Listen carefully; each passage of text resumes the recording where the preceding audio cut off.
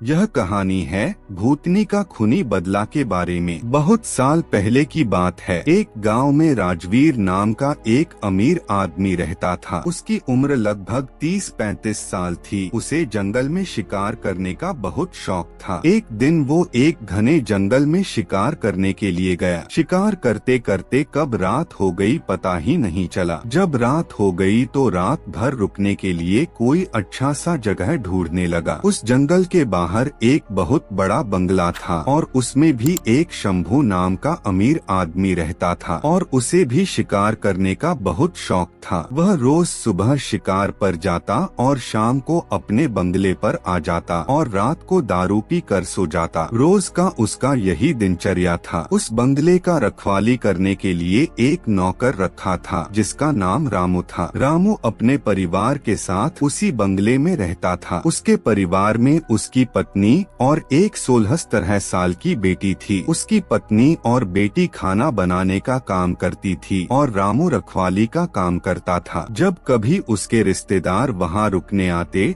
तो ये तीनों उन लोगों की बड़ी लगन से सेवा भाव करते थे। शाम का समय था। राजवीर अंदर गया और देखा कि शंभू आराम से बैठकर दारू पी रहा था। वह उसके पास जाकर वह कुछ दिन रहने की आज्ञा मांगा। शंभू हाँ बोल दिया और फिर दोनों मिलकर दारू पीने लगे। फिर ये दोनों अच्छे दोस्त बन गए और राजवीर कई दिनों तक वहीं पर रहा और ऐसे ही उनकी ऐसो आराम की जिंदगी चलने लगी। रामू की एक 16 साल की एक बेटी थी। शाम को उसका मालिक शंभू और राजवीर शिकार करके दोनों वापस आए और नहा धोकर दारू पीने बैठ गया। पीने के बाद उन दोनों को इतना नशा लग गया कि रामू की जवान बेटी पर अपनी गंदी नजर डालने लगे। वे दोनों उसके पास गए और उसके बेटी के कपड़े को फाड़ने लगे। उसकी बेटी जब डर के मारे रोने चिल्लाने लगी तो अपनी बेटी की आवाज सुनकर रामू और उसकी पत्नी वहां उसको बचाने आए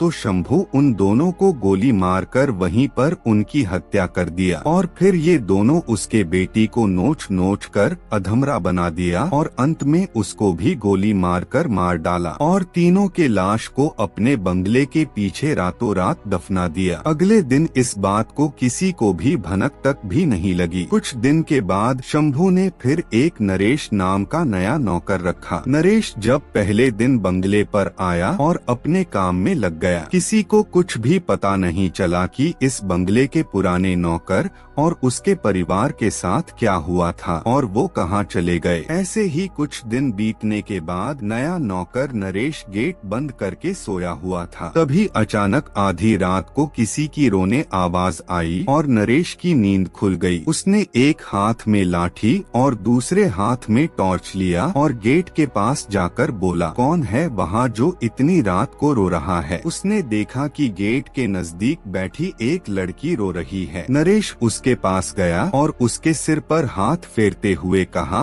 बेटी रो मत, मेरे साथ अंदर चल। फिर वह लड़की अंदर आई। नरेश ने उसे पीने के लिए पानी दिया और पूछा, बेटी तुम कौन हो, कहाँ से आई हो और इतनी रात को अकेले इस घने जंगल में क्यों भटक रही हो। नरेश की इतनी बातें सुनकर वह लड़की और तेज तेज से रोने लगी। कुछ देर बाद वो शांत हुई और नरेश को बताई कि इस बंगले के पहले नौकर रामू की बेटी है। फिर उसने यह भी बताया कि कैसे इस बंगले के मालिक शंभू और राजवीर ने उसके माता और पिता को मार डाला और फिर अपनी प्यास बुझाने के लिए मेरे शरीर को नोच नोच कर मुझे भी मार डाला। फिर हम तीनों के लाश को इसी बंगले के पीछे दफना दिया। उस लड़की की इतनी सी बात सुनकर नरेश डर गया और उसके डर के मारे पसीने निकलने लगे। फिर थोड़ी देर बाद हिम्मत रखते हुए उससे पूछा, ऐसे कैसे हो सकता है, अगर तू मर गई है तो मेरे सामने कैसे बैठी हो। नरेश की यह बात सुनते ही वह लड़की अचानक गायब हो गई और थोड़ी ही देर बाद उसी कमरे के दीवार पर उल्टा लटक गई। नरेश यह सब देखकर पूरी तरह से थरथराने लगा। फिर अचानक वह लड़की नरेश के सामने आकर बैठ गई और बोली, चाचा आप डरिए मत, मैं आपके साथ कुछ भी बुरा नहीं करूंगी। उसकी बातें सुनकर नरेश का डर धीरे धीरे शांत हो गया और माथे पर आए पसीने को अपने गमछे से पोंछ लिया। फिर उसी रात को उस लड़की ने नरेश को वह जगह दिखाई जहां उन तीनों को दफनाया गया था। नरेश ने कुदाल से खोदकर उन तीनों अस्थियों को निकाला और फिर उस लड़की से वादा किया कि वह उसका मालिक शंभू और राजवीर के खिलाफ कोर्ट जाएगा और उस लड़की को इंसाफ दिलवा कर रहेगा। नरेश की बातें सुनकर वह लड़की रोते हुए बोली कि चाचा, आपको कुछ नहीं करना है, उस राक्षस से बदला तो मैं लूंगी, बस आप मेरी थोड़ी सी मदद कर दीजिए। फिर उस लड़की के बताए अनुसार नरेश ने बीमारी का बहाना बनाकर उस बंगले की नौकरी छोड़ दी और उस लड़की से किए हुए वादे के अनुसार उसके माता पिता के अस्थियों को जला दिया और उन दोनों के नाम पर पूजा पाठ भी करवाया। उन दोनों की मुक्ति हो गई, लेकिन लड़की के कहे अनुसार नरेश ने ना लड़की के अस्थि को जलाया और ना ही उसके क्रिया कर्म के लिए कोई पूजा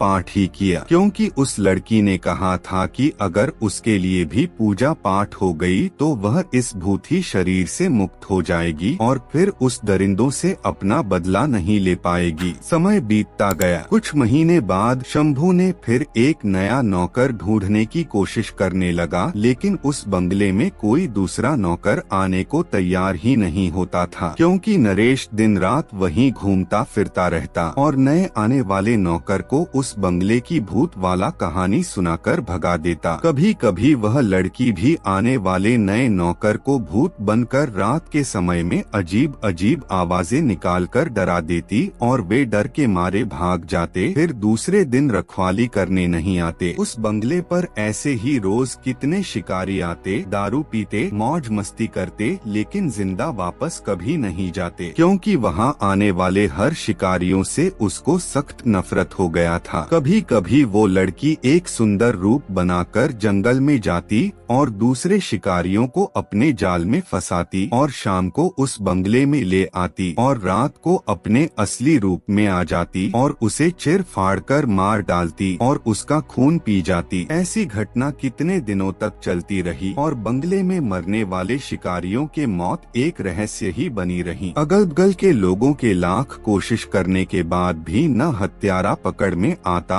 और न ही उनके लाश। धीरे धीरे यह खबर आसपास के क्षेत्रों में फैल गई कि जंगल के पुराने बंगले में ठहरने वाले हर शिकारी की मौत हो रही है। 5-6 वर्ष बीत गए और अब वह बंगला खंडहर हो गया था, क्योंकि अब किसी में भी इतनी हिम्मत नहीं थी कि वहाँ रात को ठहरे। आखिर किसको अपनी जान की परवाह नहीं होती। ऐसे ही बहुत दिन बीत गया और वो भूतनी उसी बंगले में रहकर अपने हत्यारे का इंतजार करती थी। दिन में उधर आने जाने वाले लोगों को एहसास होता था, क्योंकि वह हमेशा रोती रहती थी पर किसी को दिखाई नहीं देती थी। फिर उसने शहर और गांव में घूम घूम कर ढूंढने की कोशिश करने लगी। 2-4 दिन की मेहनत के बाद एक गांव में अपने दोनों हत्यारे शिकारी को पहचान ली और उसी दिन शाम के समय एक बहुत सुंदर लड़की की रूप बनाकर उसके पास गई और दोनों को अपने सुंदरता में फंसा लिया। ऐसे उसने 2-3 दिन लगातार उन लोग से मिलती रही और पूरी तरह से अपने जाल में फंसा ली। वे दोनों उसके आगे पीछे घूमने लगे, जैसा बोलती थी वैसा वे दोनों करते थे। फिर एक दिन लड़की बोली, क्यों न हम लोग किसी दिन जंगल में शिकार पर चलें। वे दोनों बोले, ये तो बहुत अच्छी बात है, चलो। दोनों अच्छी तरह से उसकी माया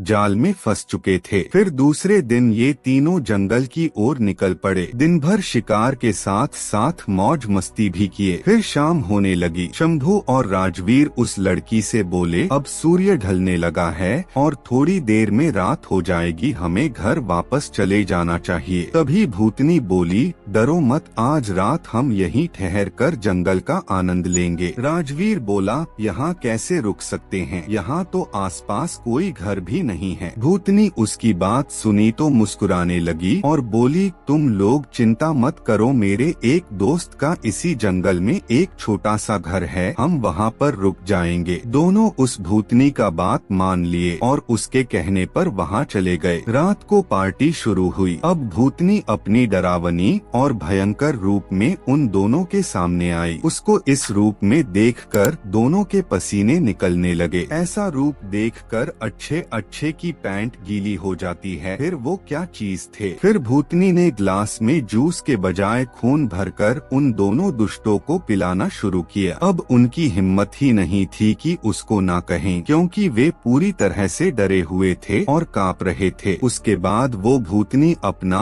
और ज्यादा विकराल रूप बनाकर उन दोनों पर कूद पड़ी और अपने बड़े बड़े नाखूनों से उसके शरीर को चीर दिया और उसके खून को पीने लगी। फिर उसके दोनों आँखों को निकाल कर खा गई और इसके बाद उसे एक पत्थर पटक पटक कर दोनों को मार डाली। तो साथियों, आज की हमारी यह स्टोरी यहीं पर कंप्लीट होती है और मुझे पूरा यकीन है कि यह स्टोरी आपको काफी पसंद आई होगी, क्योंकि इस स्टोरी में कई सारे मोड़ थे और स्टोरी में सस्पेंस काफी और कॉमेडी भरी हुई थी। अगर आपने यह स्टोरी अंत तक सुनी है तो मुझे कमेंट में जरूर बताएं कि यह स्टोरी आपको कैसी लगी, क्योंकि काफी कम लोग ऐसे होते हैं जो सबसे आखिर तक कहानी को सुनते हैं, लेकिन आप उन चुनिंदा लोगों में से एक हैं जो आखिर तक इस स्टोरी को सुन रहे हैं। तो मैं तहे दिल से और हृदय की गहराई से आपका और आपके परिवार को धन्यवाद करता हूं और उम्मीद करता हूं कि यह स्टोरी आप अपने दोस्तों के साथ भी शेयर करेंगे। तो तब तक के लिए आगे आने वाली स्टोरी का वेट कीजिए और अपना ख्याल रखिए और दूसरों का भी ख्याल रखिए। खुदा हाफिज।